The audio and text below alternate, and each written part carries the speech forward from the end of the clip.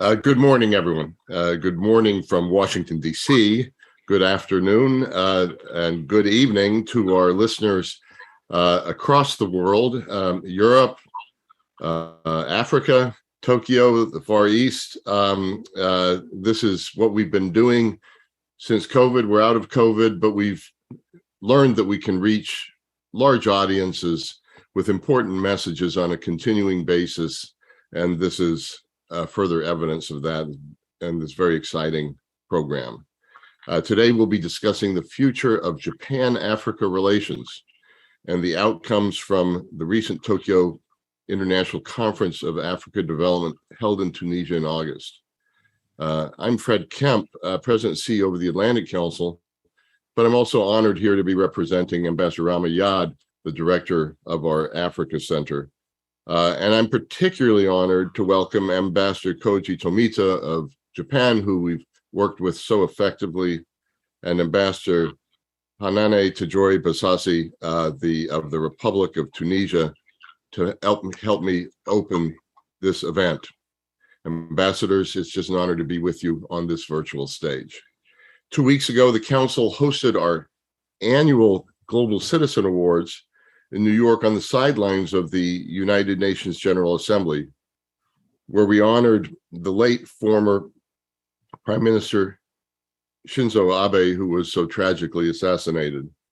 And we saluted him for his work throughout his life, and also noted that he was a previous recipient of our award, the Distinguished Leadership Award, the Atlantic Council's highest honor with a touching tribute. As the longest serving prime minister in Japanese history, Prime Minister Abe led tremendous work to strengthen Japan's economy, especially with the comprehensive and progressive agreement for the Trans-Pacific Partnership, and bridged relations with the world to enhance peace, national security, and foreign policy. More specifically for Africa, Prime Minister Abe left a strong legacy with the launch of the new approach for peace and stability at the 2019 TICAD summit, and mobilized Africa's youth through the Abe Initiative, offering fully funded master's degrees and internships for young Africans. Today, we continue this legacy of Japan's support for the continent, including their recent and unprecedented step to support an African permanent seat on the United Nations Security Council. We're honored by the support of the Japanese Embassy to host this timely conversation, analyzing the TICAD 8 outcomes and what the future holds for Japan-Africa relations. It's truly timely as we see more world powers such as China, Russia, the European Union, India, and even the United States all investing in uplifting relations with Africa countries. I'm looking forward to hearing from expert panels joining us from around the world, quite literally from around the world, and for keynote remarks from the Japan External Trade Organization CEO, Nobuhiko Sasaki. This is truly a transatlantic and Pacific dialogue, and we all know the crisis situation we continue to be in with the Putin's war in Ukraine. The Atlantic Council is also focusing on food security issues, and we're called the Atlantic Council, but we're really a global Atlantic Council, and we'll show that again on November 12th and 13th when we'll be hosting a global food security conference in Bali, Indonesia, on the margins of the G20 conference and in cooperation with the Indonesian government there. And so with that, I welcome Ambassador Tomita to the virtual stage for his remarks, and he'll be followed by Ambassador Basasi. And welcome to you all, and it's wonderful to kick off this global session. Over to you, Mr. Ambassador. Hello, everyone. I'm Coach Tomita, Ambassador of Japan. I start by thanking Fred and Rama at the Atlantic Council for hosting this timely event on TICAD 8. I'd also like to thank Ambassador Basasi of Tunisia for being with us today. TICAD 8 was the second TICAD meeting to take place in Africa after TICAD 6 held in Kenya in 2016. As African countries are facing up to many challenges, including the pandemic, holding the meeting on the African continent was truly significant. We deeply appreciate Tunisia's effort to lead the meeting to a great success as a host nation. Africa, which is expected to account for a quarter of the world's population by 2050, is a young and hopeful continent where we can expect dynamic growth. Japan was the first among the leading economies to recognize the continent's potential and started the process of a high-level engagement by holding the first TICAD summit in 1993.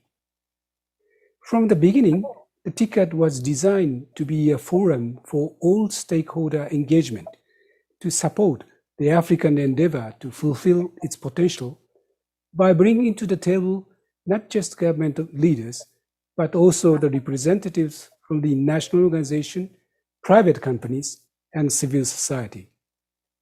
Respect for African countries' ownership in the process of their economic and social development has been the key principle guiding our discussions.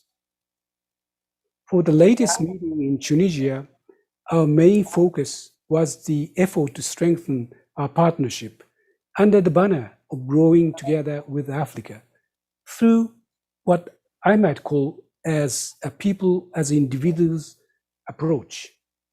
This is the approach very much focused on the goal of improving the quality of growth, the effort underpinned by greater investment in people. Moving forward with this philosophy, we envisage the combined sum of public and private financial contribution dedicated to the investment to reach $30 billion over the next 3 years. Specifically, we are looking forward to redoubling our efforts aimed at the 3 key objectives: resilient economy, high quality living environment, as well as peace and stability. We will also continue to support Africa's recovery from the pandemic and beyond. In the TICAD 8, we also discussed how we can work together to maintain and strengthen the rule-based, free and open international order, believing that this is the very foundation of world peace and prosperity.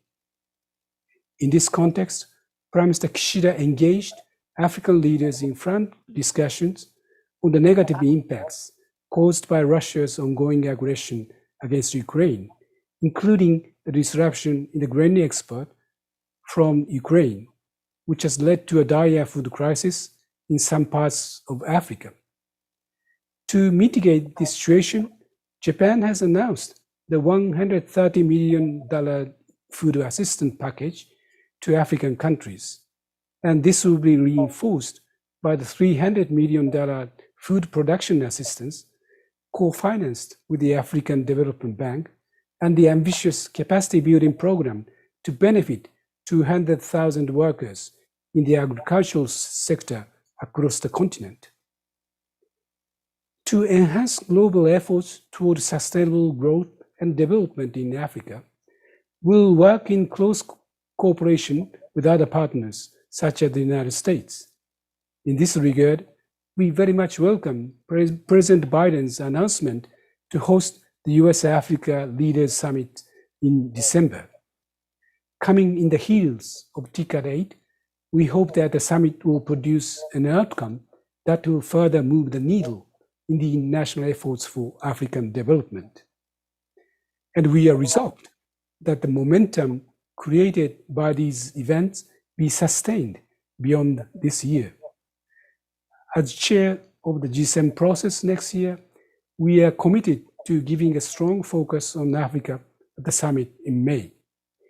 In making such effort, we look forward to working even more closely with the US and other partners. So I'd like to conclude my speech by thanking the Atlantic Council once again for hosting this event and gathering experts across from different sectors today. I hope this event will provide an opportunity for the panelists and the audience to find a new ways to further cooperation and grow together with the African countries. Thank you very much. Ohayo gozaimasu. Good morning, esteemed audience. My name is Hanan Tajouri Bessesi. I'm the ambassador of Tunisia to the United States of America since 1 year, day per day.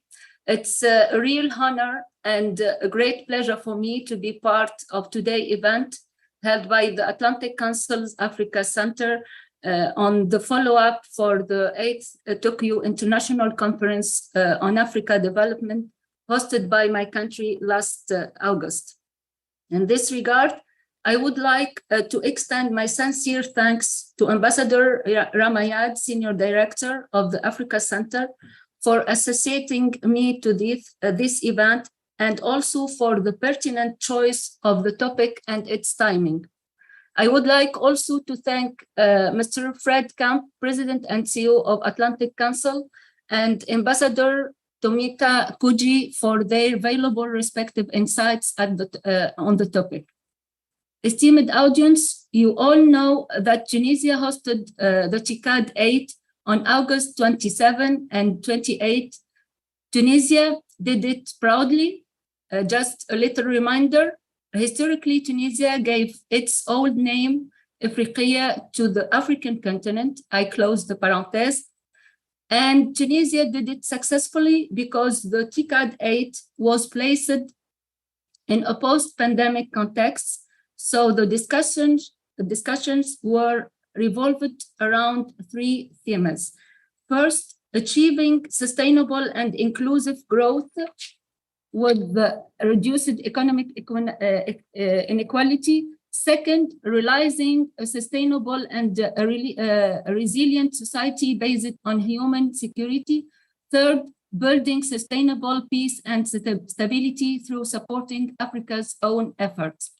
Besides, TICAD 8 in Tunisia was distinguished by the participation of 66 official delegations representing 48 African countries and many African and Japanese international and regional institutions, as well as representative of the private sector and civil society.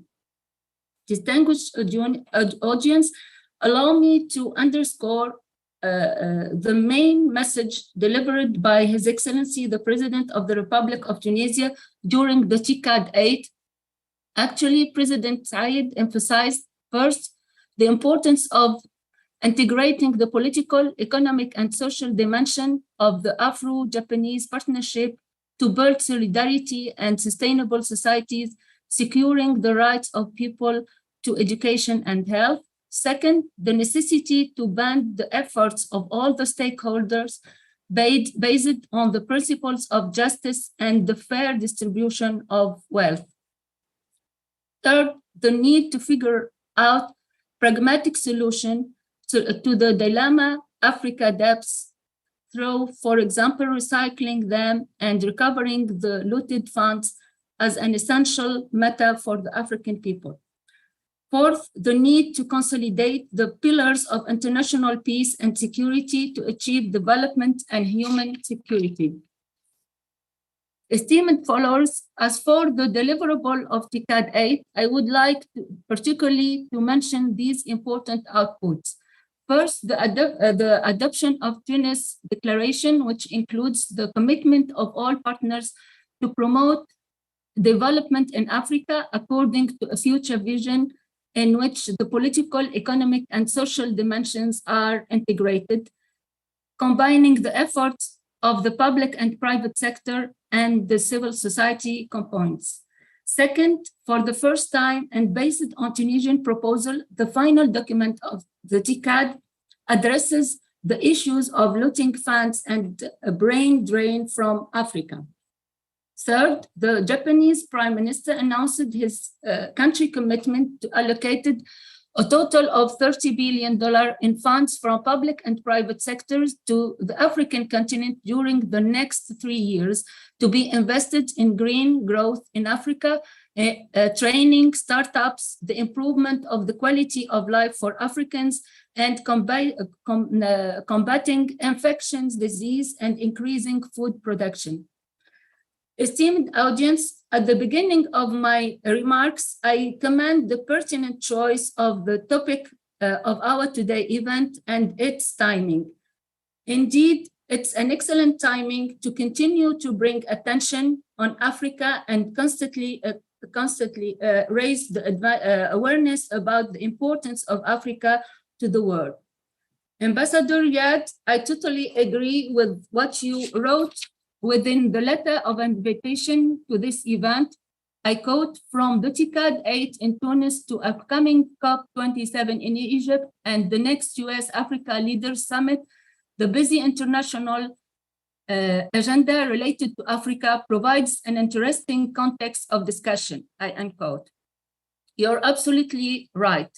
We have definitely seized this momentum to first of all, find out a kind of synergy and complementarity between all the initiatives toward our continent. Second, all the stakeholders need to ensure a meticulous follow-up and rigorous implementation of the outputs, including the deliverables of the side events through concrete, oriented, and tailored actions.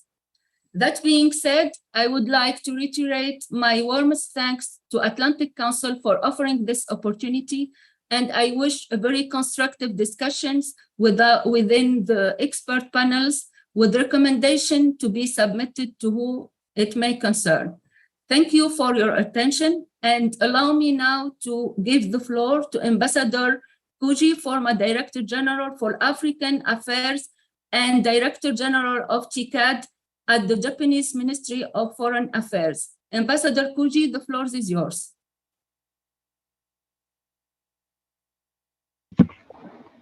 Thank you very much for giving me the floor. Hello, everyone. I would like to thank, first of all, I would like to express my sincere gratitude to the Atlantic Council and to all those who worked very closely for enabling holding of this timely event on TICAD 8. In fact, I assumed the function of Director General for African Affairs in the Ministry of Foreign Affairs of Japan beginning of last year. So about 1 year and 8 months before the holding of TICAD 8. And I finished the mandate, my mission after the holding of TICAD 8 end of August. So today I would like to talk about the main considerations with which we undertook the preparations for TICAD 8, and also the evaluation, our self-evaluation, looking back to the results compared to the objective we had in the preparation. So we shared with the organizer the 3 pages of material, which is presented on the screen. But before entering to the detailed content of the material, let me present what we considered the significance of TICAD 8 in today's world, the objective we pursued, and how we see the outcome. To explain the significance of TICAD 8, I would like to start by recalling the long-standing Japan's initiative of TICAD, Tokyo International Conference on African Development, which continues now for close to 3 decades since it was first held in 1993 in Tokyo. It was actually after the demise of Cold War, at a time when the world attention was very low on the issue of development of Africa. And that's why Japan tried to relaunch the discussion on Africa by holding the TICAD at that time. What's special about 8th version of TICAD this time was the fact that it was prepared and organized in an extremely unique and challenging global context. First, the global pandemic of COVID-19 cast a long shadow on the socio-economic conditions of the whole world, but particularly of African countries. The pandemic started just several months after the TICAD 7, which was held in 2019, and there has been a serious setback on the years of progress in the pursuit of SDGs, including in Africa. Second, while we were struggling to recover from the impacts of pandemic, the Russia's aggression against Ukraine has started, and serious damage has been inflicted on African countries, threatening the conditions of people's life by soaring prices of food, fertilizers, and energy, and by the rising interest rates in many economies, which are trying to curb the inflation. Third, as the political attention concentrated on the situation in Ukraine and neighboring countries in Eurasia, it was feared that not enough focus be given on the challenges faced with in Africa. In this very severe and challenging environment for African development, we believed that it was all the more important to maintain and ensure the holding of TICAD 8 in this year, 2022, as we decided at TICAD 7 back in 2019, because it is more than ever that we should try to reaffirm the solidarity with African countries at this juncture. And therefore, we should maintain the schedule and enable to holding of TICAD summit, and that in a physical meeting where people meet face to face, despite the very unpredictable conditions due to COVID-19, both in Japan and in the world. When I look back the result from this perspective, I am pleased that we could hold TICAD 8 with the participation of most African countries, 48 countries, sent delegations from the continent, with their leaders participated from 20 countries. Those numbers are presented on the material up above.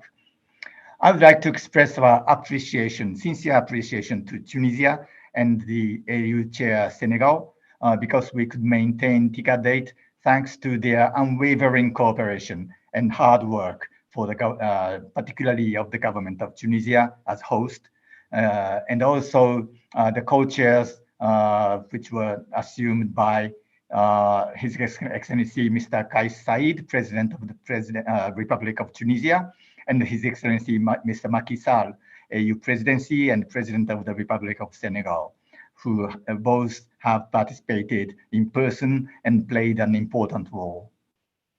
Although Prime Minister Kishida Fumio himself was unfortunately unable to come to Tunis at the last moment, he was able to participate actively in all the sessions through online connections or by video messages, both to the plenary sessions in which government leaders took part and the business leaders forum. Foreign Minister Hayashi Yoshimasa was present physically in Tunis, representing our Prime Minister, and both Prime Minister Kishida and Foreign Minister Hayashi held numerous bilateral meetings at the margin of the conference. We can say that TICAD 8 was in fact the first conference of this kind that took place in Africa after the start of the COVID-19 pandemic, considering the size, the level, the diversity of stakeholders' participation, and the multiplicity of related events, so-called side events, which were organized mostly online or in hybrid format.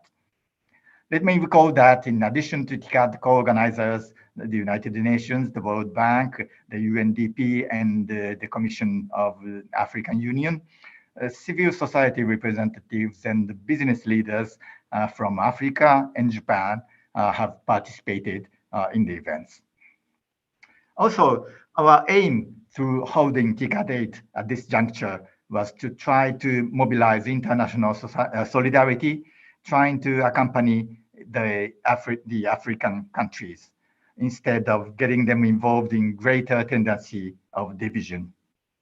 I believe that the future of the world is closely linked to the future of Africa, and Africa is in fact facing big challenges at this juncture, despite their great potentials for dynamic and long-term growth. That is why we should try to work more with solidarity with a view to realize those potentials. This is the background for the main message presented by Prime Minister Kishida, that Japan aspires to be, I quote, a partner growing together with Africa. This message, you see it in the material on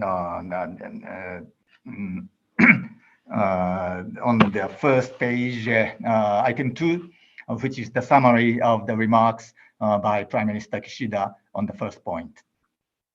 To summarize my remarks up until here, we believed that it is all the more important in today's rapidly evolving and unfortunately often deteriorating international context that we would work on consolidating our relationship of trust with African countries through face-to-face or interactive dialogue and effort of mutual understanding. Sorry, now please come back to the first page of the material.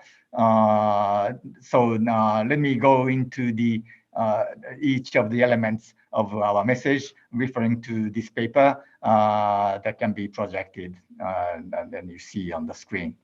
So there are many points. So let me highlight the major 4 points that we have considered important in terms of substantive discussions through TICAD 8. First, we considered important to maintain the emphasis on private investment promotion. We have engaged the private sector as offshore partner at TICAD 7 previously, and then the former late Prime Minister Shinzo Abe has announced at that time that the Japanese government would do all the best for increasing the flow of private investment from Japan to Africa beyond the level of $20 billion over the 3 years. As we have fortunately fulfilled this target of $20 billion of private investment since 2019, despite the challenges of COVID-19 pandemic, this time at TICAD 8, Prime Minister Kishida has announced the global amount of $30 billion as the aggregate amount of both public and private financial contribution through various initiatives, with particular focus on people as individuals. In other words, emphasis on investing in people and the quality of growth. The first item under the banner of the quality of growth is naturally the green investment, which is the sub-item 1 in the middle of this page on the screen. We also intended at TICAD 8 to shed light on the dynamics of startups promoted by particularly Japanese and African young entrepreneurs, which is mentioned under sub-item number 2. Second, we have tried to raise awareness on issues related to development finance. In addressing the debt issues in Africa, we underlined the importance of promoting transparent and fair development finance that is in line with the international rules and standards. Also, we announced joint initiatives with the African Development Bank to mobilize co-financing and provide support for strengthening debt managing capacity of African countries. This is the sub-item number 3 on the paper you see on the screen. Third, we gave, sorry, sub-item, yes, I move on to the next page, please. The second page, yes, that's right. Third, we gave focus on the response to the COVID-19 and other infectious diseases, as TICAD 8 was the first occasion after the start of the pandemic, which brought to light the importance of resilience supported by capacity development. We consider that the relevance of Japanese approach in the past of putting emphasis on capacity development was reaffirmed since the start of the pandemic. This is mainly related to sub-item number 4 on the top of this second page, public health. But also partly related to sub-item number 5, the following item in terms of human resources development. Of course, human resources development is essential not only in the health sector. Therefore, we announced this time the objective of training more than 300,000 professionals as cross-sectoral target of human resources development. The fourth point I wanted to underscore is that we placed importance on trying to engage constructively with African leaders around the issues related to Russia's aggression against Ukraine. Our approach was to put forward both our basic position about the importance of upholding the basic principles of international law and the support we are providing to the countries facing difficulty caused by the aggression. As a result, in the Tunis declaration, the outcome document adopted at TICAD 8, I think some elements of Tunis declaration is, yes, there are not details on this material, but if you look into, if you have an occasion to look into the text of the Tunis declaration, it mentions the commitment to working together based on international law, including the UN Charter, and respect for the sovereignty and territorial integrity of all countries. Also, in this declaration, we expressed serious concern about the situation in Ukraine, as well as the importance of supporting African countries to overcome the challenges of food and energy crisis. So basic principles together with our preparedness and solidarity with African countries. The support for food security is the sub-item 7 on this in the middle of this page on the screen. These points are on which we have worked combining messages we sent out through various channels, that is in the multilateral forum, actually in TICAD 8, the plenary sessions, and also through negotiations on Tunis declaration, and finally through bilateral meeting occasions, which with each of the participating African countries. On the paper on the screen, there are elements announced by Prime Minister Kishida from the first page to the second page, you see now, and the following item overview of discussions of different sessions, including plenary sessions devoted to 3 main pillars of the theme: economy, society, and peace and stability. And on the next page, the third page of the slide, there are descriptions of what happened in the business forum and the bilateral meetings under the item 4 bilateral meetings of the slide. But I would say that it was important for us to take into consideration the difference of nature of meetings, such as leaders, multilateral sessions, business leaders forum, and the bilateral meeting.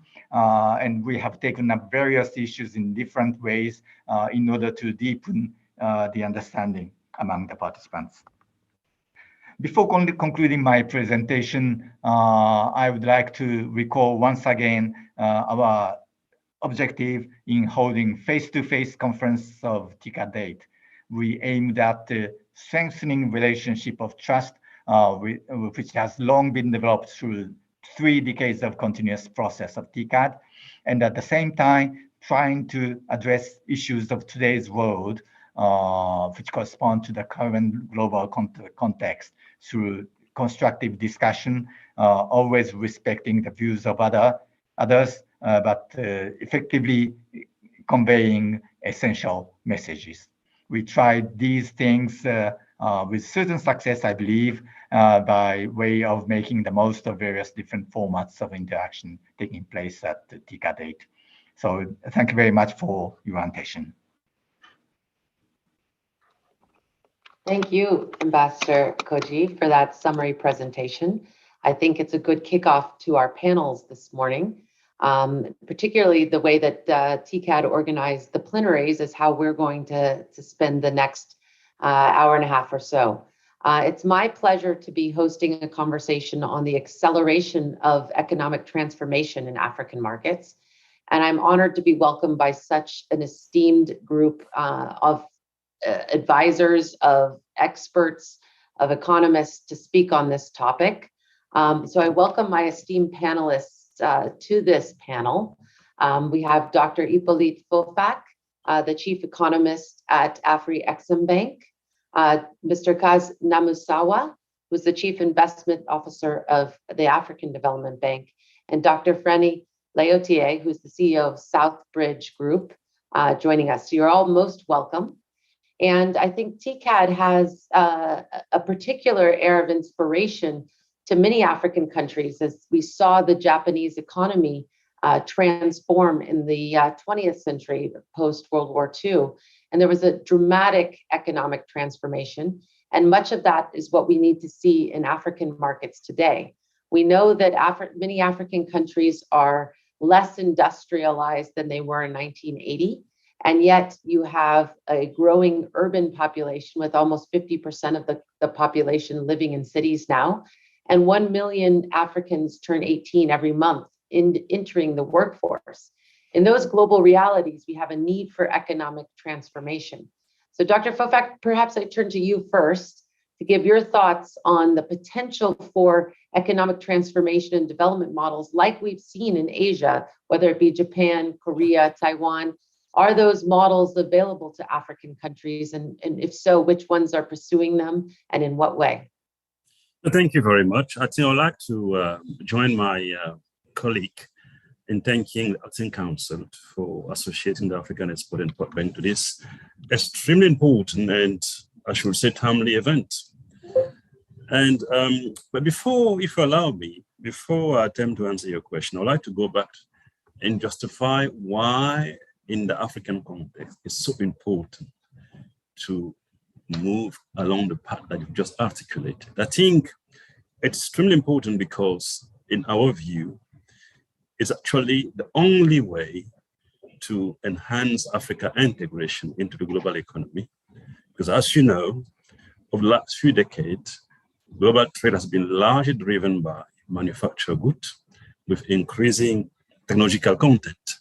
And that probably explains why, even though Africa has been growing, its share of global trade has actually reduced significantly from about 5% to less than 3% today. So that transformation that you articulated is what we need to actually make sure that Africa is fully part of the process of economic development and globalizations. But achieving transformation is also very important for another reason. Essentially, unless we do that, the region will consistently face what I call the risk exposure to global volatility, because it's commodity driven, and we have that correlation between commodity price cycle and growth, which has commodity driven and import dependent. Exact, which has been a source of risk. And by going that transformation, you also broaden the fiscal space and create more revenue, and therefore reduce the need for African countries to consistently go back to the IMF, that risk. And then more importantly, going back to the point you made in terms of jobs. And there's quite very interesting experiment that was done. We had Mozambique and Vietnam growing about the same rate, 6%, for about a decade or 12 years. While poverty in Vietnam reduced essentially from about 14% to 13%, in Mozambique was from 69% to 55%, about half. And the difference was Vietnam was essentially labor-intensive manufacturing, transformation, industrialization. So you actually bring more young Africans into the job market, reduce poverty if you're good at that. Now, going back to your questions about the different models. I think one can think of few models. If you look at all the space, we have what we call export-led growth models, which is been very prevalent in Asia. We have import substitutions. We have industrialization through sectoral integrations. And I may add, in the African context, the commodity-based industrializations. Yeah. And if you look at the space, presently, I think a combination of export-led growth models and import substitutions is likely to work in the African context because the size of the market under the AFCFTA is such that you could actually engineer export-led growth and import substitutions to actually achieve that.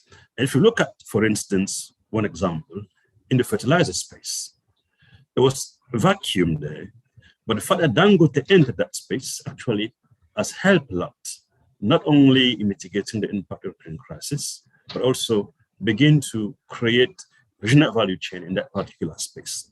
But I also believe that in addition to those two models, in the initial phase, commodity-based industrialization will be critical for Africa. I think it will work, essentially because the old models of exporting raw commodities and then re-importing manufactured goods was not very good in terms of carbon footprint, the shipping industry. Also, you're exporting your jobs, right? I mean, fundamentally, as you brought up there.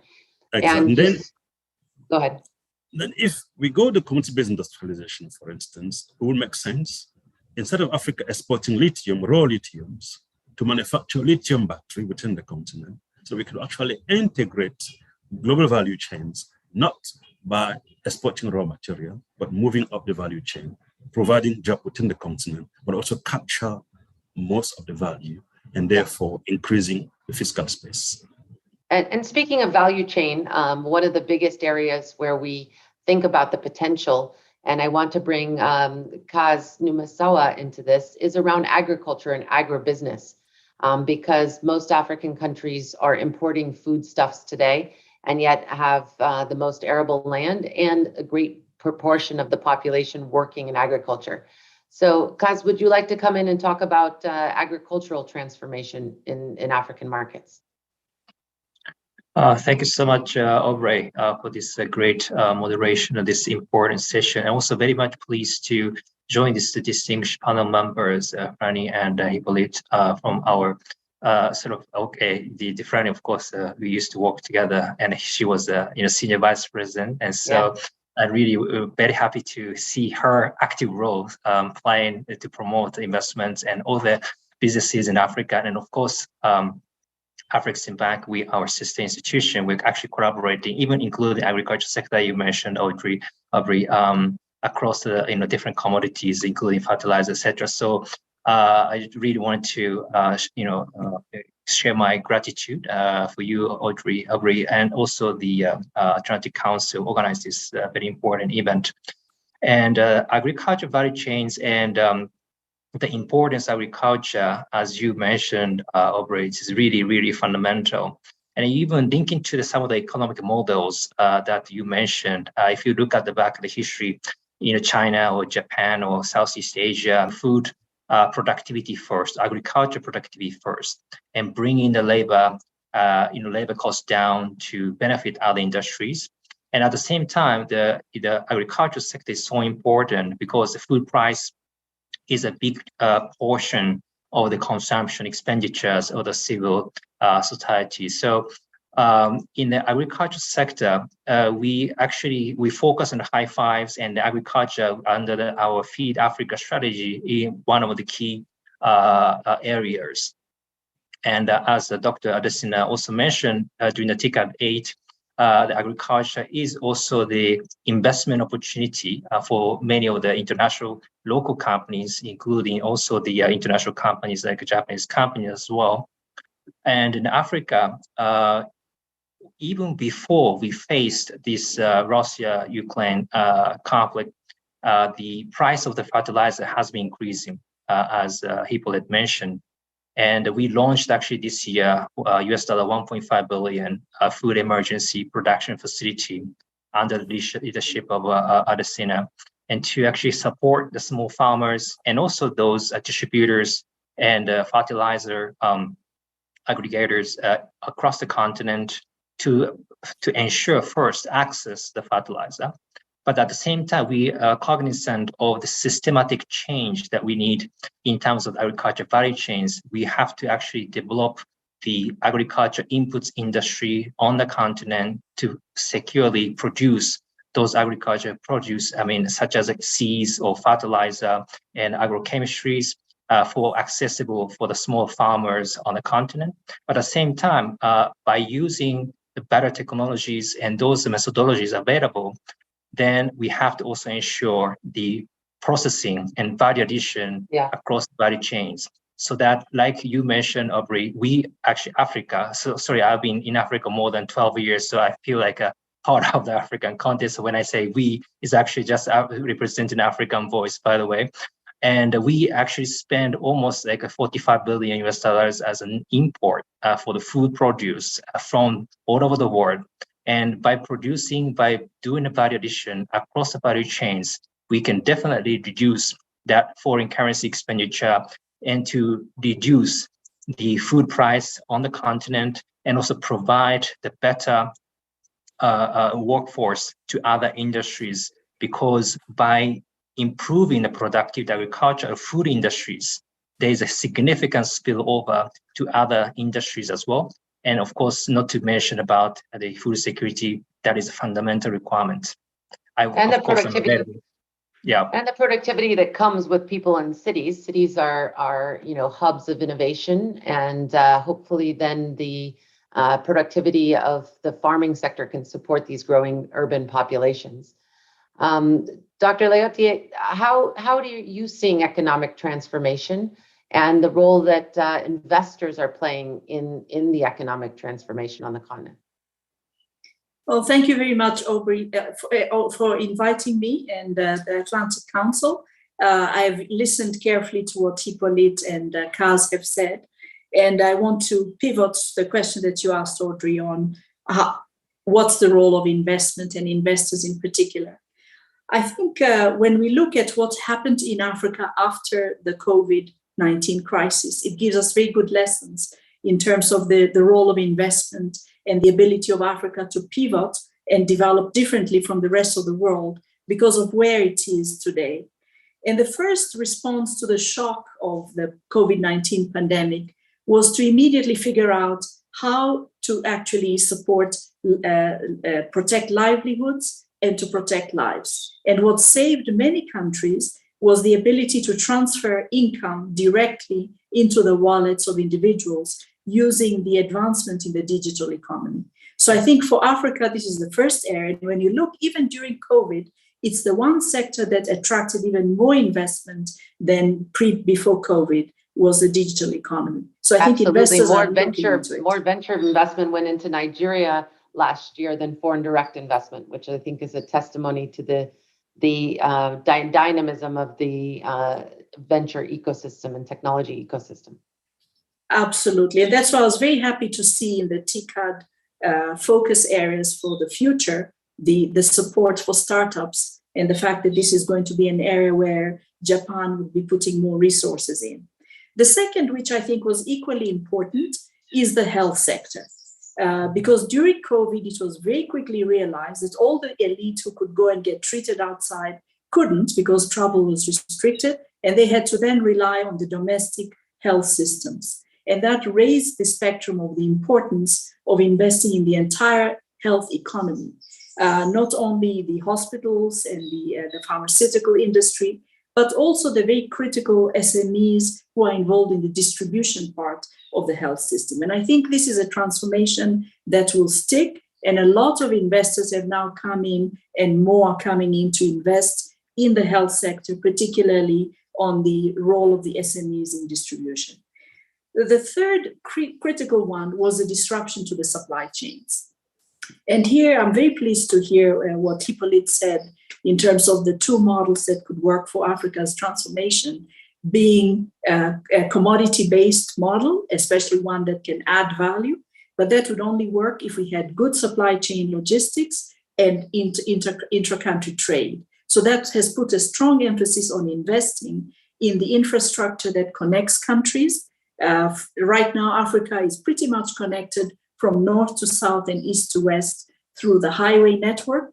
The African Development Bank paid for the last 200 kilometers in Tanzania that linked up the rest of Africa together. So that's already done. But we still have to do it with fiber optic cables. We still have to do it with trade. And this week, we've been celebrating Rwanda and Kenya being the first countries to actually trade with each other on the continental free trade area. And I see a lot of investment going in that space. And then the third area, I think, is on data and analytics. What the COVID-19 crisis has shown us, and even now with the hyperinflation and high inflation rates that we're facing, but also the challenges that have come from even more disruption as a result of the war, is how important it is to actually learn from what we observed during the pandemic.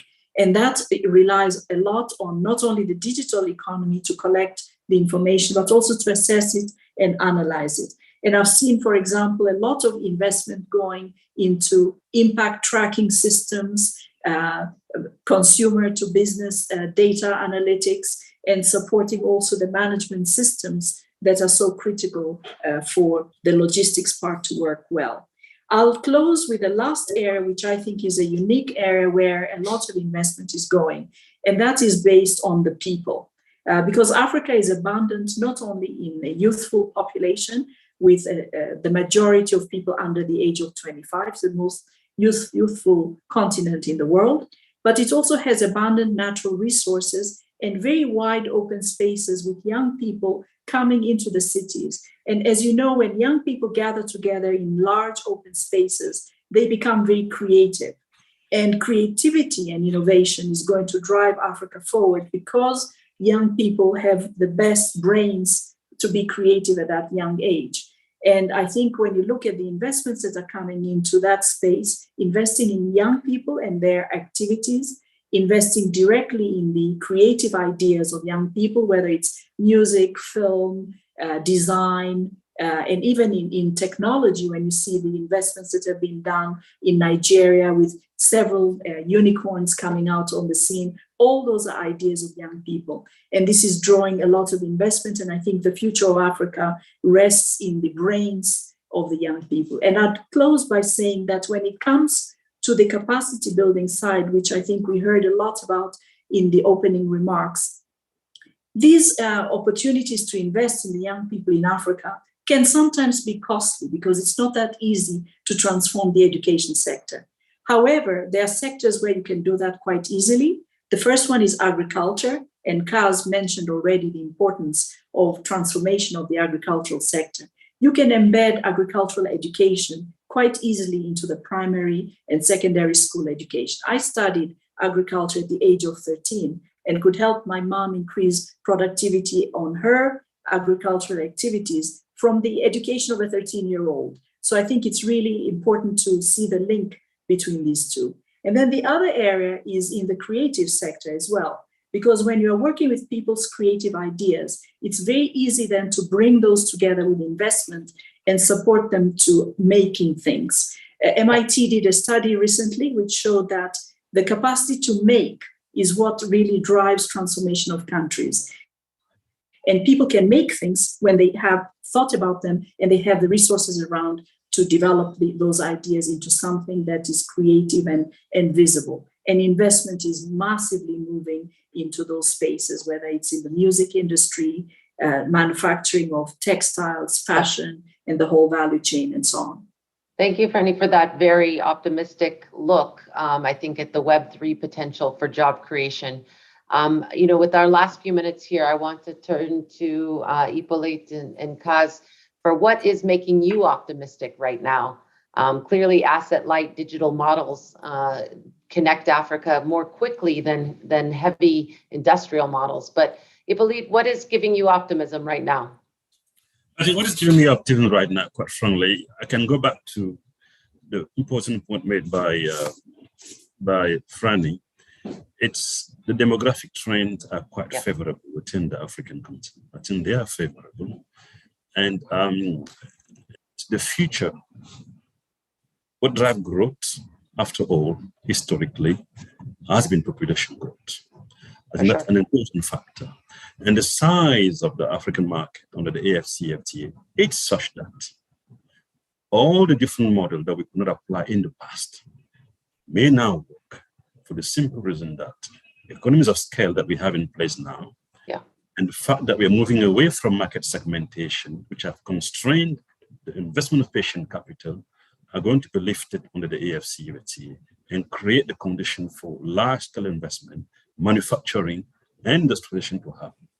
And you add to that the fact that we are moving toward the green economy, moving toward net zero.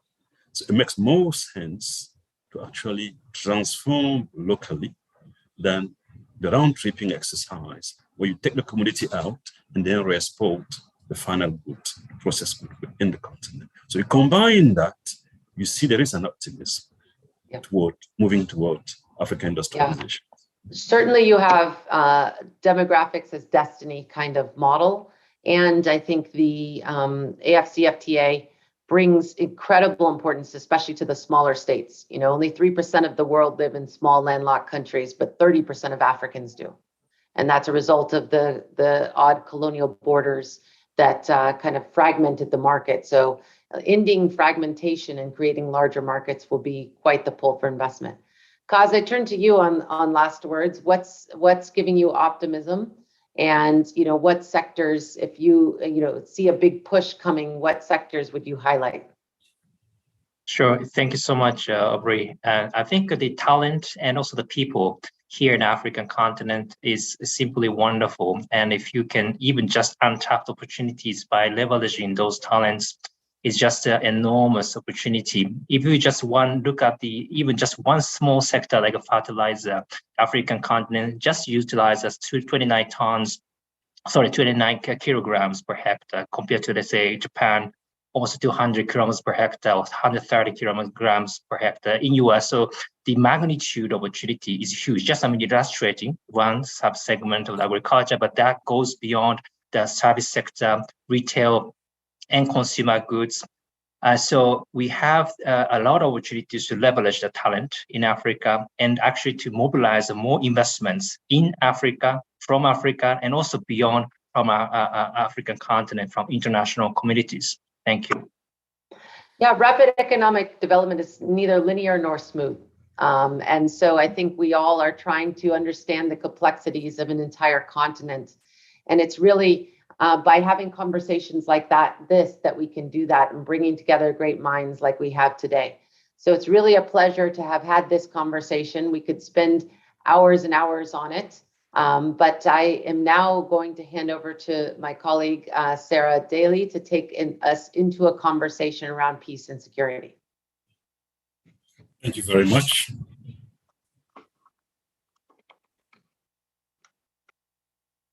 Aubrey, thank you so much. That panel was very interesting. My name is Sarah Daly. I'm a non-resident fellow here at the Atlantic Council, and I'm going to be guiding us through a really interesting panel on peace and security and how that factored into the TICAD 8 agenda. As the head of the AU and president of Senegal, Macky Sall, noted in his remarks at TICAD, in order to enable investment and economic growth on the continent, we need to have peace and stability. So I'm hoping we'll get to dive into that in our Qs and As today. So before we begin, I would love to have the three panelists introduce themselves. Maybe we can start with Celine Pajon. Oh, sorry, I was a bit long to find my mic. Thank you very much, Sarah, for the kind introduction. Thanks to the Atlantic Council for having me on this very interesting session. So I'm Céline Pajon. I'm head of Japan research at the French Institute for International Relations in Paris. So I've been with IFRI since 2008 now. So I'm looking basically at the Japan security and diplomacy, but also I broadened my scope in recent years, looking at all things Indo-Pacific, and now also looking a bit far away on the Pacific Islands and so on.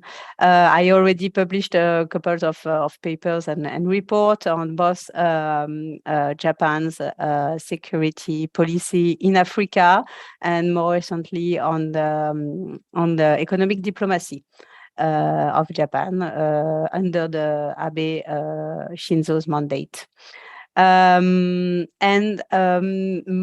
Very recently also I published 2 very short papers or op-ed on the latest TICAD. So I'm very glad to be with you today to discuss all that. Thank you so much. And next we'll move to Dasdi Chidi-Blyden.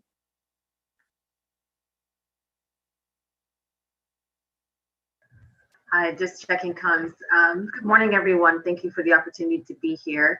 As Sarah said, I'm the Deputy Assistant Secretary for Defense for African Affairs at the Pentagon, and my responsibility is the entire portfolio of the African continent, working on peace and security issues. My background is in conflict analysis and resolution, and I've had the opportunity to work not only in this office, but on the Hill to develop policy and legislation on African security issues and African partnerships, as well as focusing on community-led approaches and community or centralized approaches to, or that are more organic to African security issues. And so I spend a lot of time thinking through the African and cultural context. So it was very exciting to hear that in the previous panel, how we can partner with other sectors to understand how the security environment impacts the prosperity and development that we hope to see. So thank you for having me. I appreciate the opportunity. Terrific. Thanks so much for being with us this morning. And last, but certainly not least, I will pass it over to Dr. Gilles Yabi. Hello, good morning, everyone, or good afternoon, depending on your location. It's a pleasure to be part of this conversation, to meet the co-panelists. I'm also greeting the excellencies who are participating to this event and thanking really the Atlantic Council for the invitation. So my name is Gilles Yabi. I'm based in Dakar, Senegal, and I am from Benin Republic and working on West Africa more generally. I am the founder of WATI, which is a West Africa citizen think tank. It is a platform really to encourage knowledge sharing and production on a wide variety of issues that we think are important for the present and the future of West Africa. And I'm also a non-resident scholar at the Carnegie Endowment for International Peace. And before that, I worked for the International Crisis Group for several years, heading the West Africa project. And when I was really younger, I worked also for Jeune Afrique as a journalist. So very happy to be with you. Excellent, welcome. I think we'll jump right in with our first question, which I'm hoping that each of our panelists will take a turn to answer. And the question is that Japan places a very strong emphasis on fostering a sustainable security environment by addressing the root causes and drivers of instability and conflict. And this includes things like good governance, institution building, and promoting and preserving the rule of law, community and citizen trust, et cetera, et cetera.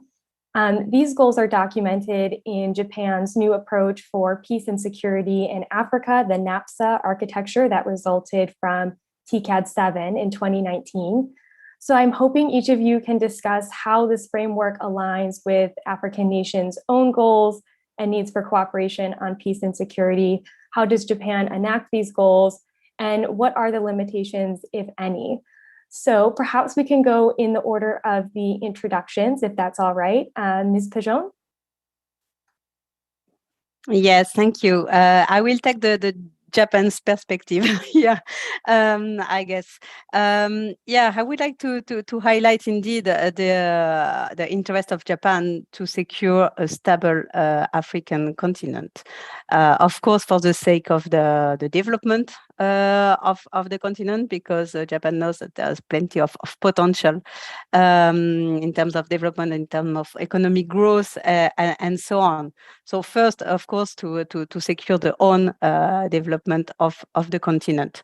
But of course, Japan has its own interest, and one of the agenda is also to be able to build a kind of investment-friendly environment for its own companies.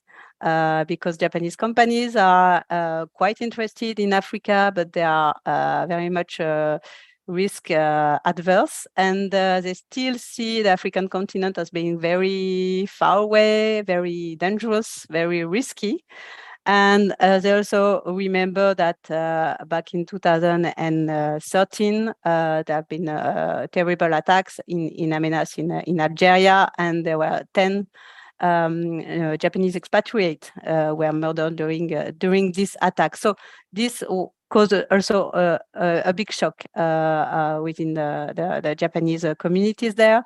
So it's always very important also for the government to show that it is supporting the security and stability of the country, of the region, also to allow its national to go there and to dare to live in the country and to make business and try to build some link. I think Japan also is eager to show that it is a credible and reliable security provider, security player on the international scene. This is not so easy, because we all know that Japan has a constitutional limitation, legal and political limitation, in terms of security posture and what it can do with its self-defense forces on the international scene. So of course this changed a lot in the past decades.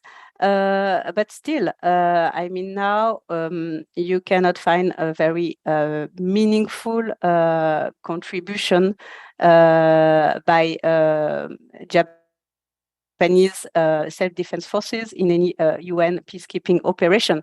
It's still very limited personnel that are sent in these PKOs, because PKOs are more and more complex and more risky. And one very strong contribution that Japan made is the participation in the UN PKO in South Sudan. But since 2017, Japan withdrew the troops, and since then it's still very difficult for them to send their soldiers abroad, and especially to Africa. So what we see is mostly support by funding, so financing support or technical support. Of course, Japan is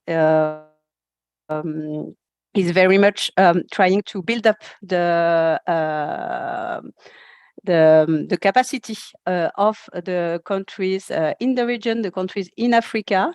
So both in terms of governance, so to ensure in a stable and sustainable governance in each of the country, but also to train people in Africa to join a peacekeeping operation, and to maybe to empower them to have a greater say and a greater role in all the security operation on the continent. So Japan has been funding for years now the peacekeeping school on the African continent. So we can discuss that later on, but there is the very important topic of maritime security, and Japan has a very strong interest to ensure safe maritime routes, because it's very much dependent on this route for its energy and trade. So that explains why the self-defense forces has been taking participation to the multinational effort in the Gulf of Aden, and also that Japan set up its facility in Djibouti back in 2011. So I see more and more commitment from Japan on this. And that will be my last remark on that. What I see most recently and with the latest TICAD is a kind of back to basics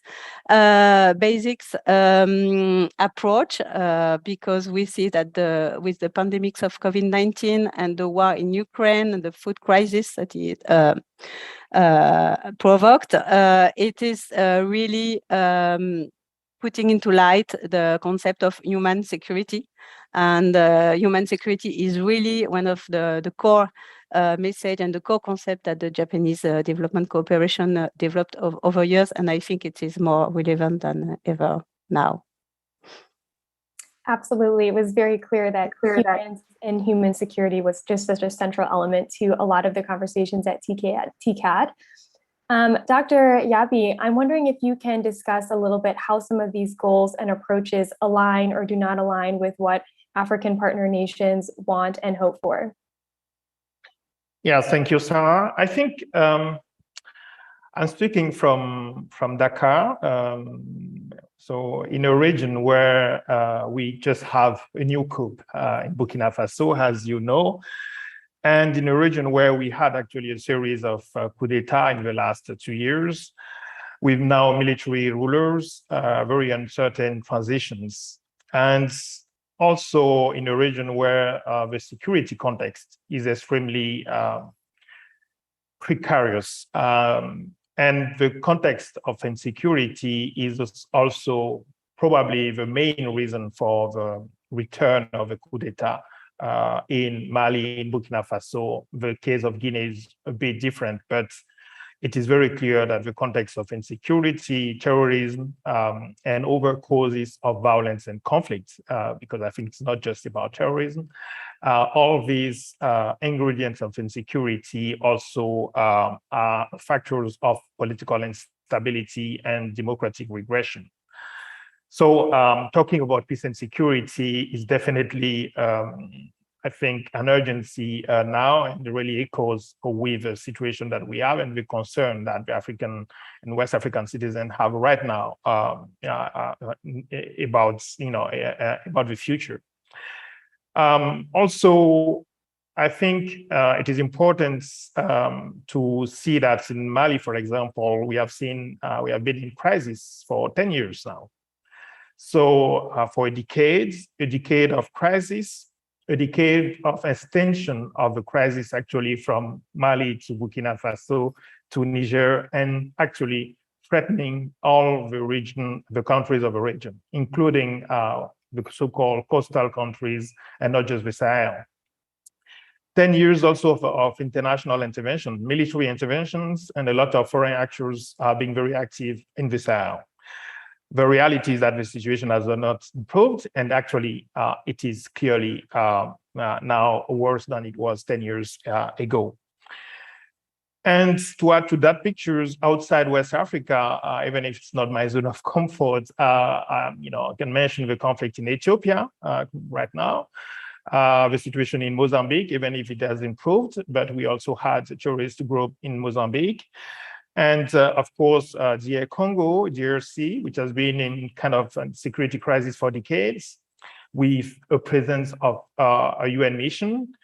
And we have also a situation in many Central African countries. I think people are not talking a lot about these countries because they are stable, but it is a stability which is precarious because it really depends on leaders who have been in place for 2 or 3 decades. So something is going to happen in the next 10 years in many countries of Central Africa as well. So in this context, I think the approach of Japan, the 2 elements that I think are quite the focus of the Japan policy, investing in people and institution building, I think these are really the two key priorities for African countries. So it perfectly aligned with what the countries of the continent needs.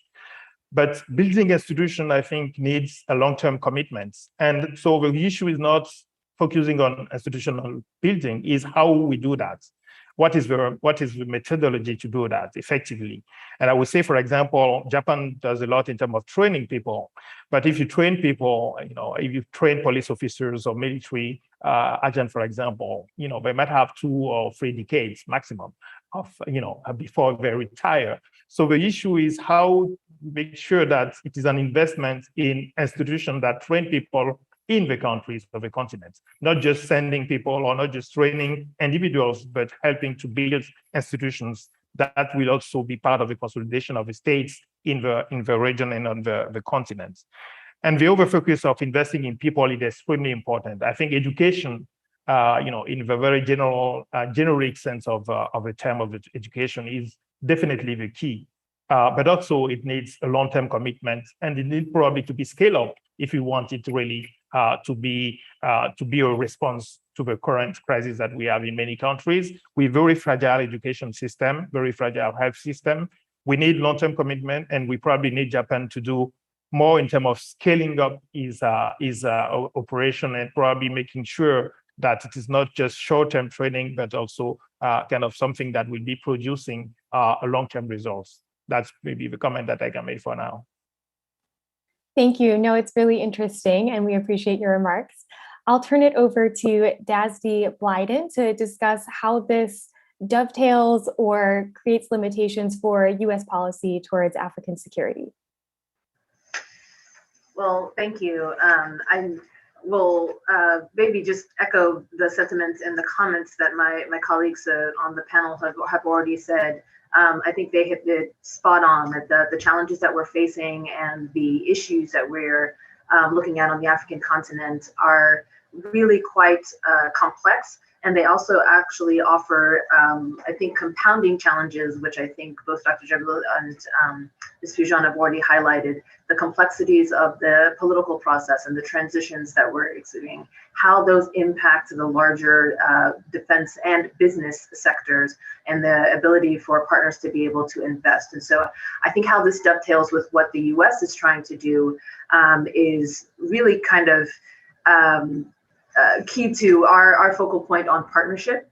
And I think to maybe step back to the beginning part of your question, I want to maybe shift a little bit from where my colleagues have done and focus on how Africans see sustainable security. And I think that's one of the things that I try to focus on here. And I believe that Africans have a deep desire to foster sustainable security. I mean, we've seen from all of the institutions that they run. In 2013, the African Union laid out a very extraordinary, ambitious goal of silencing the guns and achieving a conflict-free continent by 2020.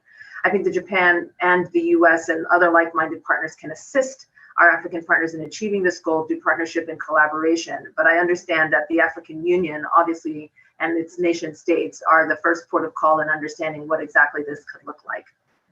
I think for me, I've looked at the last African Union mission goals from the 2063 agenda, specifically aspirations number 3 and number 4, which are an Africa of good governance, democracy, respect for human rights, justice, and the rule of law, with evidence of capable institutions and transformative leadership in place, to the points that my colleagues just made.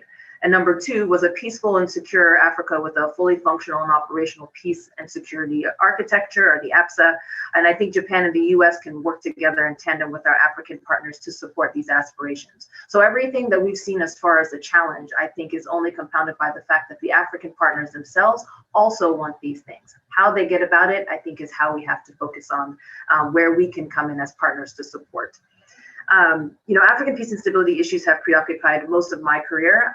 We focus on the defense aspect of it. And as my colleague said, the defense and military side of the house is only one part of that solution. And it is not, I think, a panacea for everything. And as we continue to watch issues in the Sahel and East Africa and the growing threat of violent extremist organizations proliferate on the continent, we have to ask ourselves, is it just the defense solution and partnership? Is it just training?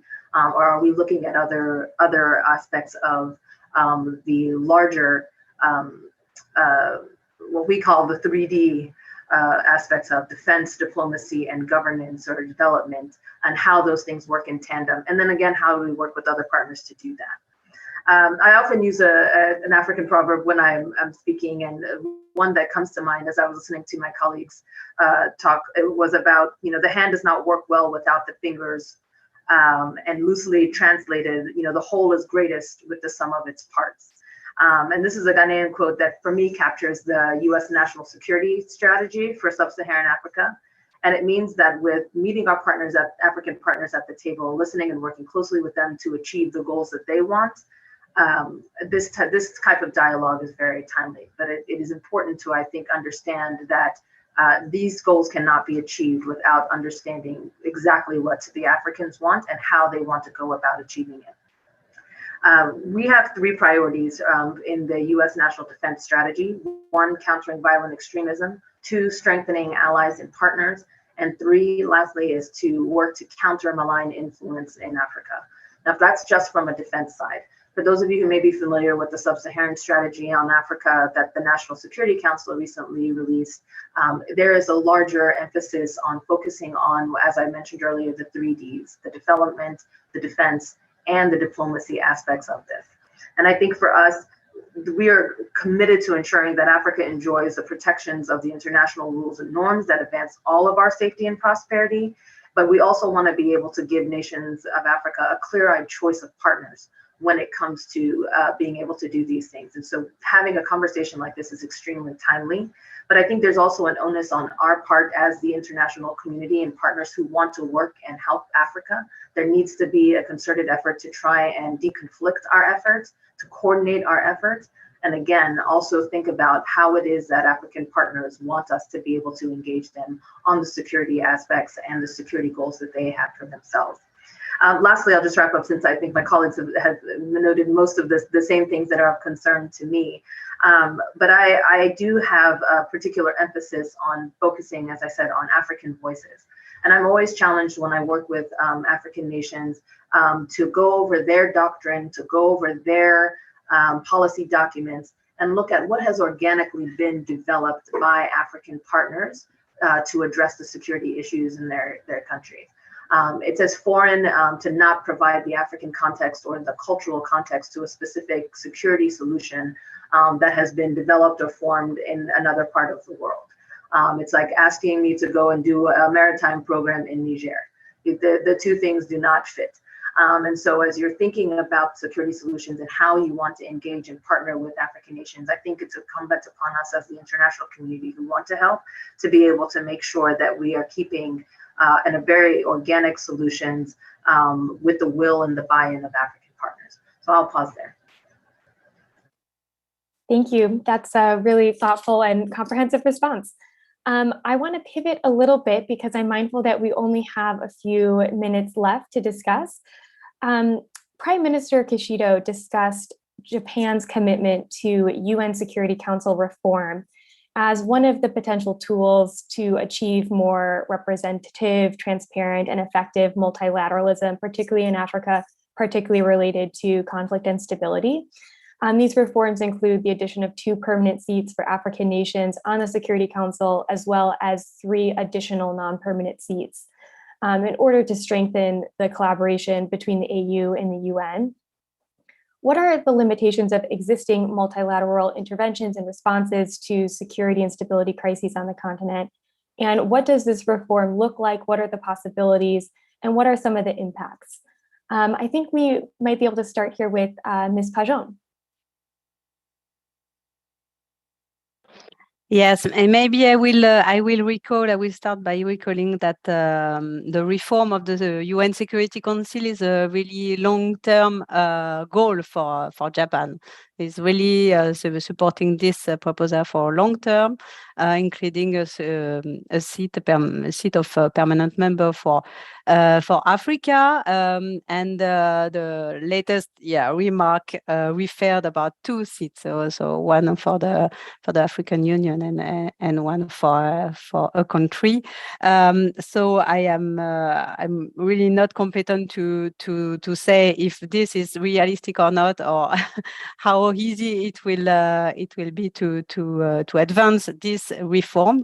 But it is very important for Japanese diplomacy. I mean, they have been engaged and committed to the UN and to the international multilateralism for a very long time. And they are quite concerned, I think, in this this context of the war in Ukraine, when they looked at the UN General Assembly vote, on Russia, and they could see that the African countries were quite divided in their relation to Russia, and some did not support or condemn, but some other voted otherwise. And for Japan, is a matter of trying to really support and enhance what they call the rules-based order, the international order set up after the Second World War, and to be sure that a majority of countries want to play by the rules and not, give way to some bullies who might impose their will to other countries that might not have the capacity to resist. And of course, Japan is next door to China, and China is also is also having an increased influence in Africa, and sometimes trying to use this influence to get some African support regarding its own policy in the South China Sea, for example. So this is very worrying for Japan. So it's very important for Tokyo, I think, to gather the support of African countries in the UN, and be sure that multiple actors can be represented in the UN Security Council, so that it is better balanced. We see that now it's not effective at all in the context of the war in Ukraine. Thank you. I'd like to offer an opportunity for Dr. Yabi or Dasty Blyden if they'd like to respond or make an addition. Yes, okay. No, very quickly, I think Céline Pageon said it all in terms of how realistic also is the prospect of reforming the UN Security Council. It has been discussed, I think, for 2 decades or even more. And given the current geopolitical context, it seems even more unrealistic. But I think the support of Japan for 2 seats, 12 permanent seats for Africa is, of course, very welcome. And I would just mention the fact that currently there is the public opinion in Africa is also evolving a lot, and especially a lot of criticism about the UN peacekeeping missions. There were a demonstration in DRC quite recently, and this feeling that the international system has not been actually helping to build the states to reinforce the institution even after 2 or 3 or 4 decades of presence is something which is getting really strong. And I think that the need for clarification of the responsibilities and role of the regional organization, the African Union, and the UN is extremely important, given the challenges that are huge that we have currently and in the future. Terrific, thank you.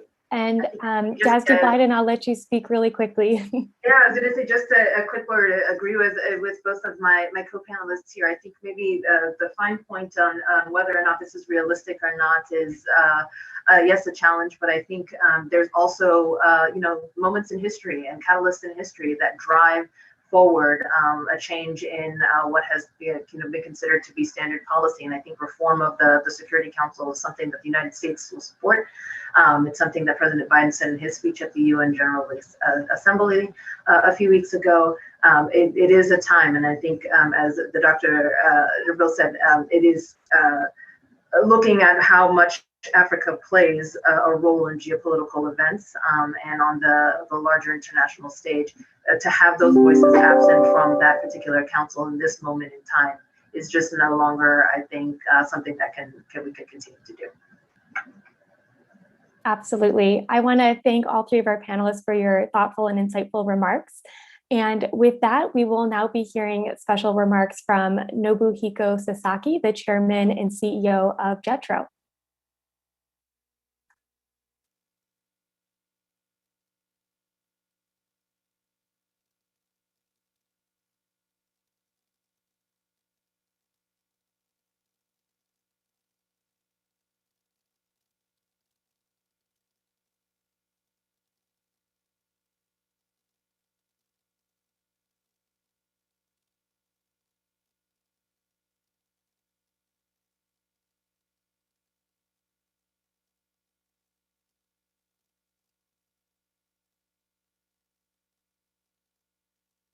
Today, I would like to introduce our efforts to strengthen business relations between Japan and Africa, especially programs that properly integrate the digital and real world.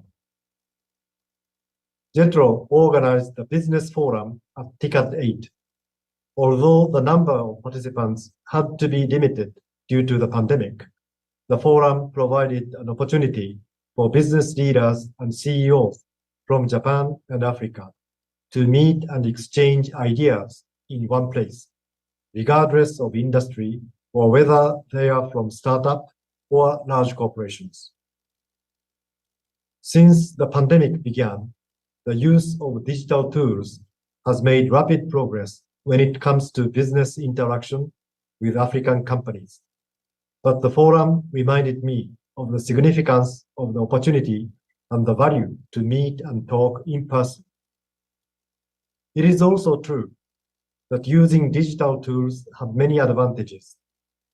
In the last 2 years, JETRO has switched almost all of our programs online. As a result, we have been able to provide far more opportunities for business matching with Africa. For many Japanese companies, Africa is no longer a distant land. More exchanges of ideas online could facilitate better mutual understanding. Along the way, both the Japanese and African sides will rediscover their respective social needs and challenges. Here we can expect new business ideas for solutions such as green growth, collaboration with startups. Recognizing the importance of startups and open innovation, JETRO has launched J-Bridge, a platform for Japanese companies and overseas startups. Through this platform, we have started working on matching African startups and Japanese companies. I believe it is possible for Japan and like-minded countries such as the United States to collaborate in this platform and establish new business in African countries. Of course, online support alone is not enough. Good ideas and concepts must be supported on-site as well as online. JETRO supports individual business cases of companies with a strong on-site presence in 9 countries in Africa. In addition, we also launched Africa Business Desks in 2021, which has now been expanded to 24 countries. Local liaisons can support Japanese companies on-site. It is also important for us to link Africa's young stars to Japanese companies to strengthen business ties. I would like to consider the possible ways for African students to be more involved in the Japanese business scene. JETRO has resumed Japan pavilions in trade fairs and business mission projects overseas this year. These programs are to encourage Japanese companies to develop their ideas into action. For example, we will set up a Japan pavilion next month at the Lagos International Trade Fair in Nigeria, the largest trade fair in West Africa. There, electric sewing machines and consumer goods sell like hotcakes, and sometimes new trucks are sold on the spot. You can't understand these facts unless you actually experience them. I understand that the US government will also hold the US-Africa Leaders Summit from December 13th to 15th. I would like to conclude my remarks by expressing my sincere interest in the discussions to take place at the conference and my best wishes for its success. Thank you very much.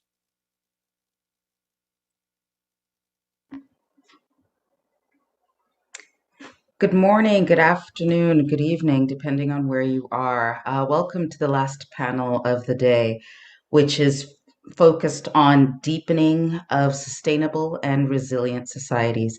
My name is Jacqueline Musitwa, and I'm a non-resident fellow at the Africa Center of the Atlantic Council. I would like to welcome my esteemed panelists today who are going to share some of their views on Africa-Japan relations. I'd like to start with Hannah Ryder, who's a former diplomat and CEO of Development Reimagined, an African-owned international development consultancy that has gained strong expertise in Africa's development partnerships with Asia. She's also a senior associate at the Center for Strategic International Studies in their Africa program, and she was named as one of Africa's most influential Africans. Next is William Biakop, who's a former basketball player, a strategist, and a technology consultant. His passion for youth development through sports led him to the MBA in Africa, where he leads their global marketing partnerships and public affairs efforts around the continent. Ken Shibusawa is the CEO and co-founder of Shibusawa & Company, an advisory firm engaging in multi-stakeholder dialogue. He's a chairman and co-founder of Commons Asset Management, a mutual fund for long-term investments, and he's currently in the process of launching a public-private impact fund for Africa. Lastly, but not least, we have Kohei Muto, who's the CEO of Double Feather Partners, an investment firm focused on the African tech market. He also heads Ninja, which is the Next Innovation with Japan Acceleration Program in Kenya, and is a member of the Africa Business Council in Japan. Thank you so much to our panelists today. I would like to start our conversation with Hannah. Do you think the 3-year 30 billion goal announced by Japan during TICAD is high or low from an African perspective? What can this money be best spent on? Thanks, Hannah. Thanks very much, Jacqueline, for the introduction, and to the Atlantic Council for the organizing this session. I think it's very important, and I've certainly learned a lot from the discussion so far. Jacqueline, your question, 30 billion, very important number, important for us to bear in mind. I think it is certainly very welcome. It is an uplift from the commitment that was made in 2019 as well, of 20 billion. And I think the aspect of setting together the green growth vision with it, also there was a contribution to the African Development Bank as part of that 30 billion that was announced, which again, supporting African institutions, I think, is a very important agenda, and is definitely very welcome. And welcome in the context of a continent, we all know the numbers, we talk about them all the time, big infrastructure investment gaps in particular, but also financing for other needs. We saw African countries spend over $200 billion US dollars just on COVID-19 responses, both economic and health. So these are 30 billion is important, but it is also a small proportion of what we really do need. And so we all need to be working harder. I'd also say the other issue with 30 billion, and I very much welcome the big emphasis on private sector, but the big challenge is definitely concessional loans, especially at the stage of development that many African countries are in. We do need infrastructure in order to create supply chains, in order to create logistics. And for that, you need concessional public finance, not just private finance. And we have seen foreign direct investment flows from Japan over the last few years actually decline in some ways. So I think it is, while it is definitely a welcome commitment, the more of the 30 billion that can be made concessional the more it will leverage in the long run the private sector investment. And I think front loading the concessional part of it, the public part of it, the better. Thank you for that, Hannah. So, a small proportion of the amount needed for Africa's development. We've seen declining numbers, even though there is still at least Japanese government interest in investing in Africa. And we heard from the previous panel with Ms. Pujan, where she mentioned that there is a certain degree of reservation from some Japanese investors. So I'd like to bring it over to you, Ken. What was the relevance of TICAD?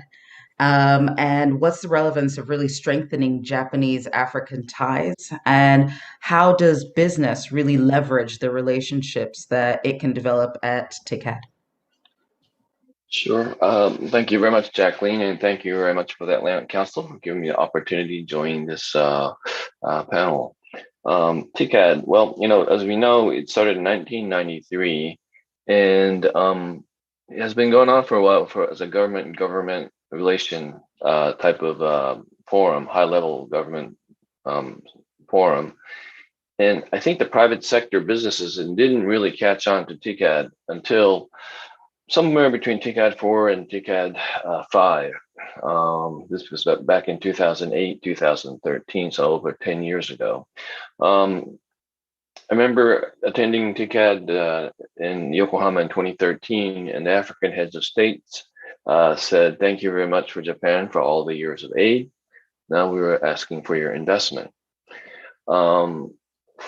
In 2016, first time that the TICAD was held in the African continent in Kenya, the late Prime Minister Abe led a delegation, and I believe about 3,000 business leaders went to TICAD at that time, which is pretty significant. For many business leaders, it was the first time ever for them to be on the African continent, to feel what Africa was all about. It felt like there was momentum towards Africa from Japan.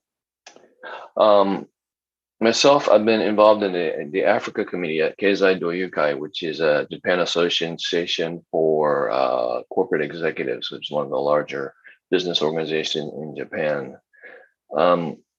We did a study last year looking back on the track record for Japan's direct investments into Africa. We were actually quite shocked to see that it was declining over the last 10 years. And for us, that wasn't acceptable. So we're looking for some ways to raise interest in Africa in not just the traditional financing, like the public finances that was just mentioned by Hannah, but a new instrument called impact investing. As we know, impact investing is about having positive environmental and environmental and social impact, along with a solid economic return. It is in line, I believe, with Prime Minister Kishida's new form of capitalism, which I'm the council member. It's all about trying to incorporate externalities that have been left behind by the capital markets and capitalism. Now, at the Keizai Doyukai, we launched a project to launch a management company. Hopefully by the end of the year, sometime during the next part of early year, we'll have the management company up and running. It is not an official Keizai Doyukai by name, but members from Keizai Doyukai will put in capital for this management company. We hope from 2023 to 2024 that we'll get Japanese corporations, Japanese financial institutions, and also the public sector. So we're hoping this will be a public-private sector initiative. We were aiming to form an ecosystem for impact investment into Africa. We're targeting to invest in startups in Africa, venture businesses from Japan that want to enter into Africa, and also as an LP to existing impact funds already existing and doing good investing in Africa. So that's the plan. And so, and hopefully the plan goes according to the plan. We're getting good support from high levels of government, and high officials in the government. When you kind of get into the nitty gritty of the bureaucracy, people can't figure out where they're going to find a wallet for the funding. But hopefully, we'll get the fund up and running. And the sector that we'll be looking at would be in the growth sector. So not just the startup, and that's the relevance that we'll be hooking up with growth businesses or ventures that want to grow with connections to Japanese corporations. Lastly, the relevance of Africa relevance of Japan in Africa, I believe is, well, 150 years ago, Japan was an emerging economy. And we used capitalism and democracy to achieve what we have in the last 150 years. Currently, democracy and capitalism under stress. We're the only, one of the only non-Western democratic nations doing business in Africa. And through impact investments, which I believe is a people-centric type of investment, that it's just a small pebble in a large ocean, but hopefully from that pebble the ripple will expand to strengthen the relationship. Thank you so much, Ken.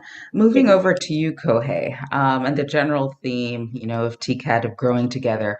You're investing in on the continent, so can you please share more about how other Japanese investment firms are looking at the continent and what opportunities you're seeing for collaboration? Thanks. Sure, Jacqueline. Thank you so much for the invitation for this great panel discussion today. From our perspective, throughout our experience in investing in Africa, we so far invested in 8 startups from seed round to Series B rounds, mainly in agriculture, healthcare, logistics, mobility, and food and fintech, which include also we invest into micro satellite telecommunication companies. And throughout this investments, what we have found is that there is a strong demand and then also interest from the global corporates, mainly from the US and European side. But however, last probably I would say 3 to 4 years, we see tangible investment track record and an inquiry from Japan side to potential collaboration with African companies. And for instance, maybe I can also walk you through a little bit more about the renewable energy sections, since this is quite relevant. However, that Japanese companies, by the macroeconomic perspective, they are, for instance, TOPIX 500 and TOPIX companies. By far in the world, they are sitting on the net cash, the highest amounts. Around 45 to 50% of the Japanese corporates are sitting on a net cash. And while mainly like 14% of S&P 500 firms are net cash. In other words, 86% of the American firms are net debt. So I think a lot of Japanese companies have to think of that, how they can actually allocate those, the cash on their hands, and into the emerging markets, not only the developed markets. And their Japanese companies are sitting on 2.6 trillion US dollar with tangible assets, and while the S&P firms sitting on 808 billion US dollar tangible assets. However, Japan has facing a significant problem. While a lot of people talk about a problem in African markets, but I think that developed countries, let's say Japan, including also as well as European countries, facing that similar type of issue, which is a shrinking population and shrinking economy. And the relevance of both Japanese corporates and investors to invest into African market is that one is a very strategic reasons.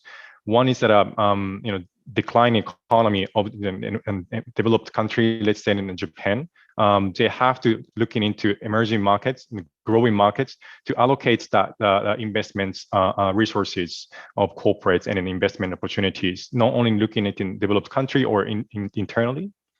And then also potential business expansions, collaborations, where they see that potential innovations leapfrogging innovation taking place from the emerging markets, India and Africa, where a lot of Japanese corporates want to tap into cutting edge technologies and cutting edge innovations opportunities. So those potential collaboration opportunities are existing in the African markets, and more Japanese corporates start identifying it and realizing those potential strategic, financial, also innovative collaboration opportunities.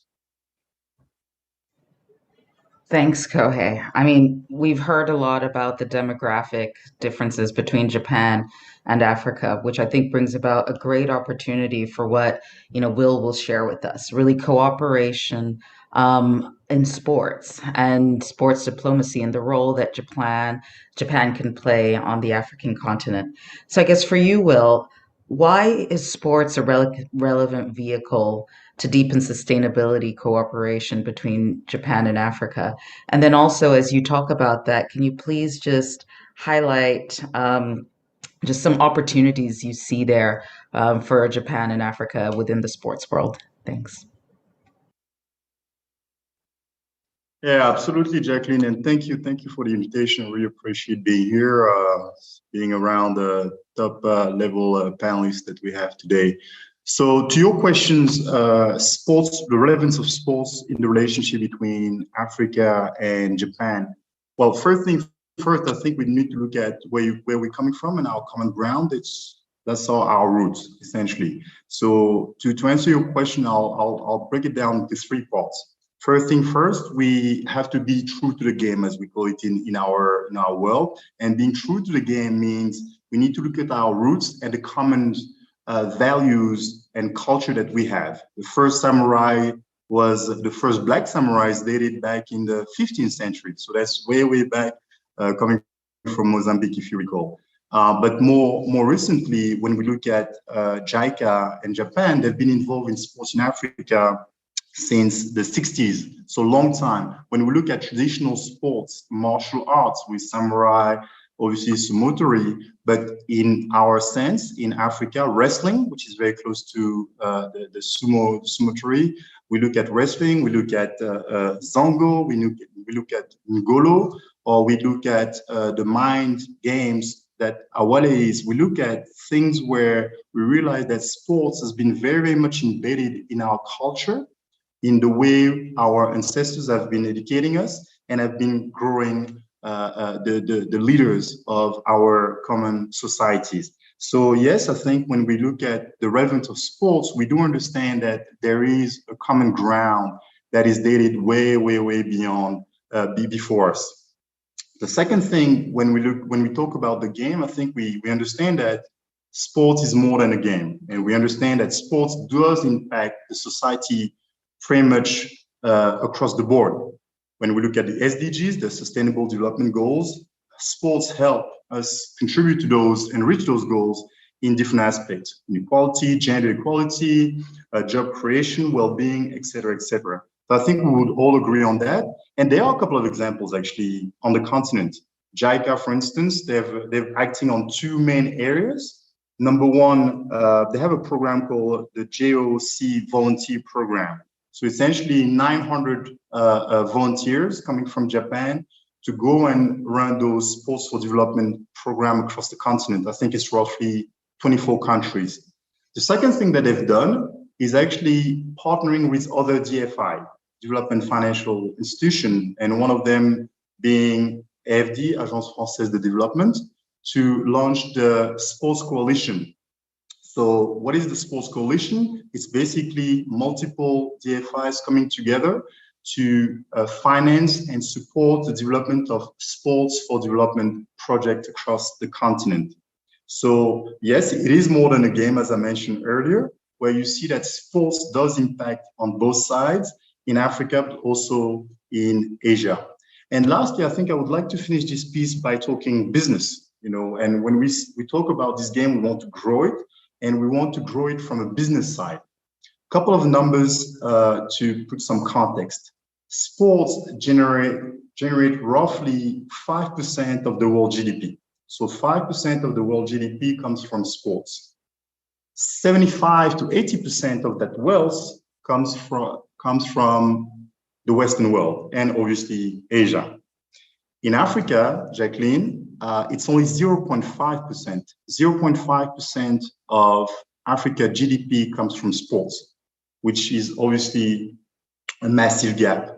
So I call it the road to 5%. So I do believe that through the partnership between Japan and Africa, we could definitely boost that contribution of sports into Africa GDP. And that comes with the basic of what JICA and Japan has been doing on the continent.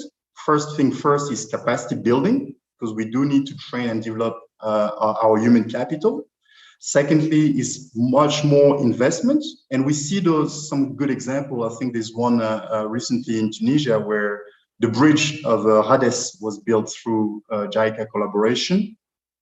And lastly, it's innovation. You know, we've seen multiple example, an investment example across the continent, and maybe Ken can talk about it later on, where investment in long-term infrastructure development would definitely help us grow this game.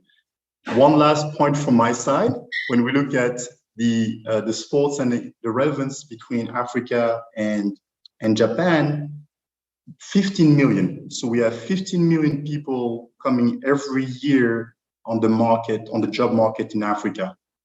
The traditional industries that mining, et cetera, are no more the answers to those. We need to find innovative sources of growth. And I believe sports and entertainment just do that. Absolutely. Sorry for cutting you off, Will. Thank you so much all for your comments. We are running short on time. So just to briefly sum up, one word that gives you optimism about Africa-Japan relations. Hannah. I have to use two words, Security Council position, because it gives me hope that Japan will support Africa's bid to join the G20, which Japan is part of. I hope that will happen very soon. Fingers crossed. Ken. People. People. Amen to that. Kohei. Strategic opportunity in Africa. Strategic opportunities. And Will, finally. We talk about PPP, public-private partnership. I talk about the 5 Ps, public-private partnership. I talk about people. I talk about planet. Great. Thank you all so much for a great panel. Unfortunately, we don't have enough time. On that note, I'd like to hand over to Ambassador Ramayad. Thank you all again. Thank you. Thank you very, very much. I would like to say thank you for this very impressive Africa-Japan dialogue. 2 hours of a very professional and high-level conversation. Make me proud of these events. The relevance of the visions, the smart analysis and thoughts have provided a lot. The diversity of the speakers added a very interesting value. Thank you, President Kemp, for the warm welcoming remarks, Ambassador Koji, for the partnership between your embassy and the Atlantic Council, Ambassador Bessassi for speaking today on behalf of the African people. I have appreciated that the 5 continents were represented today on the screen, and Africa was the center where it belongs. The Japan-Africa dialogue is a noble cooperation that deserves to be highlighted and better known.